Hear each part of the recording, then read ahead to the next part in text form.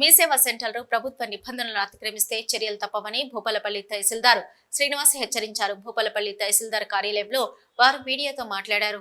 భూపాలపల్లి మండల కేంద్రంలోని 4 మీ సేవా సెంటర్లలో ఇటీవల ఈ జిల్లా మేనేజర్ శ్రీకాంత్తో కలిసి తనిఖీలు నిర్వహించడం జరిగిందన్నారు. ఈ క్రమంలో నిబంధనలు ఉల్లంఘిస్తే మీ సేవలు నడుపుతున్నట్లు తమ దృష్టికి రావడం జరిగిందన్నారు. అంతేకాక ఐడీసీ నిబంధన ప్రకారంగా మీ సేవలను విక్రయించిన లీజుకి ఇవ్వడం, సర్వీస్ పై రికార్డులు సక్రమంగా చేయకపోవడం వంటివి నేరమని, అలాంటి వారిపై విచారణ చేసి జిల్లా కలెక్టర్కు నివేదిక అందజేయడం జరిగిందన్నారు.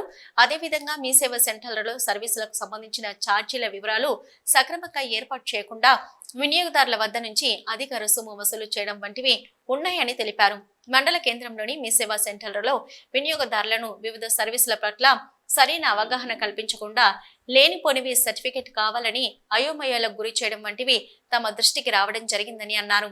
అలాగే కొన్ని సర్వీసులకు సరైన సర్టిఫికెట్లు లేకుండానే అప్లోడ్ చేయడం వలన సకాలంలో సర్టిఫికెట్లు ఇవ్వడం వంటివి జాప్యం అవుతున్నాయని పేర్కొన్నారు.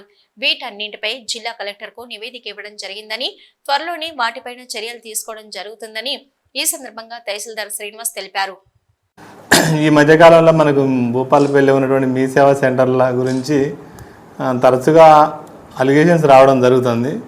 ముఖ్యంగా ఏంటంటే అప్లికేషన్ పెట్టేటప్పుడు కూడా వాళ్ళు కొంచెం అంటే మీ సేవ సర్వీస్ ఛార్జెస్ కాకుండా అడిషనల్గా డబ్బులు కలెక్ట్ చేస్తారనే విషయం అదొకటి. అదేవిధంగా ప్రాపర్గా రన్ చేయడం లేదని, అంటే ఎవరి పేరు మీద మనకు అలాట్ అయిందో అది కాకుండా వాళ్ళు బినామీలు అంటే వాళ్ళు అమ్ముకోవడం కానీ లేకపోతే లీజుకి ఇవ్వడం కానీ ఇట్లాంటి ఇష్యూస్ మా దృష్టికి రావడం జరిగింది. దాని గురించి ఈ మధ్యనే మనం ఒక 4 మీ సేవా సెంటర్స్ వెరిఫికేషన్ చేయడం జరిగింది.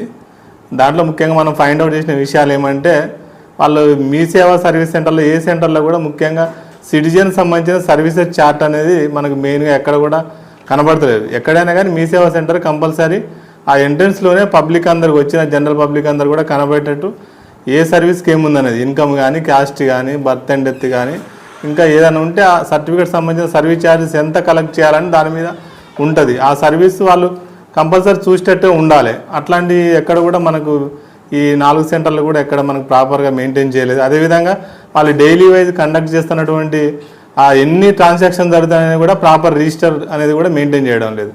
అదే కాకుండా సరిపోని మాన్యువల్ రిజిస్టర్ లేకుండా ఈవెన్ ఆన్లైన్ కూడా ట్రాన్సాక్షన్ డైలీ వైజ్ ఎన్ని వస్తాయనేది కూడా ప్రింట్ తీసి అది కూడా ఒక రిజిస్టర్గా అది కూడా మెయింటైన్ చేయడం లేదు. మరి అది కాకుండా ముఖ్యంగా ఇంకొకటి ఏంటంటే, ఆ పబ్లిక్ వచ్చిన వాళ్ళకి ఏమైనా కంప్లైంట్స్ ఉంటే ఆ కంప్లైంట్ ఎవరికి చేయాలనేది కూడా ఇటు తహసీల్దారా లేకపోతే ఆర్డీఓనా లేకపోతే ఈడిఎం కానీ కలెక్టర్ కానీ ఆ నెంబర్స్ కూడా ఎక్కడ కూడా మనకు ప్రాపర్గా లేవు.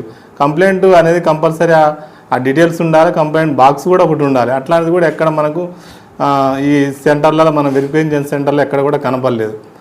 ఇవన్నీ చాలా డిఫెక్ట్స్ ఉన్నాయి. అదే కాకుండా కొంతమందిని ఆ వచ్చిన వాళ్ళని కూడా మనం వెరిఫై చేయడం జరిగింది. అక్కడికి మీ ఆన్ ది స్పాట్లో ఏమైనా డబ్బులు ఎక్కువ కలెక్షన్ చేస్తానరా అని కూడా మనం చేయడం జరిగింది.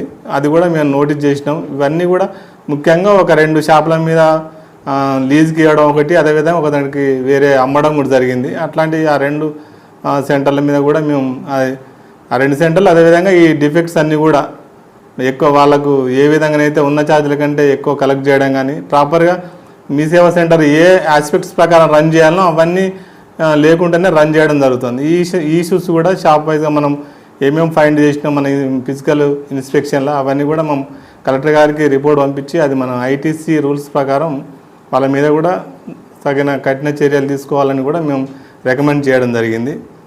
అదేవిధంగా వాళ్ళ గతంలో కూడా మనం చాలాసార్లు కూడా ఈ అన్నెసరీ ఇక్కడ లేని వాళ్ళకి కానీ లేకపోతే డాక్యుమెంట్స్ ప్రాపర్గా లేకున్నా కానీ ఇష్యూస్లో కూడా వాళ్ళు మనకు కంప్లైంట్ చేయాలి. వాళ్ళ దగ్గరకు ఒక సెంటర్ వచ్చిందంటే కంపల్సరీ ఆయన అన్ని డాక్యుమెంట్స్ ఉన్నాయా, మనకి ఏం డాక్యుమెంట్స్ అడుగుతాను, క్యాస్ట్ కానీ, ఇన్కమ్ కానీ, రెసిడెన్సీ కానీ, బర్త్ అండ్ డెత్ కానీ, ఇంకా అదర్ ఏదైనా ల్యాండ్ ఇష్యూస్ కానీ, స్లాట్ బుక్ చేయాలన్నా కానీ, ఈవెన్ ధరణిలో కూడా ఏమన్నా కంప్లైంట్స్ అంటే TM33 ఏమైనా ల్యాండ్ ఇష్యూస్ బుక్ చేయాలని కనెక్టెడ్ డాక్యుమెంట్స్ అవసరం.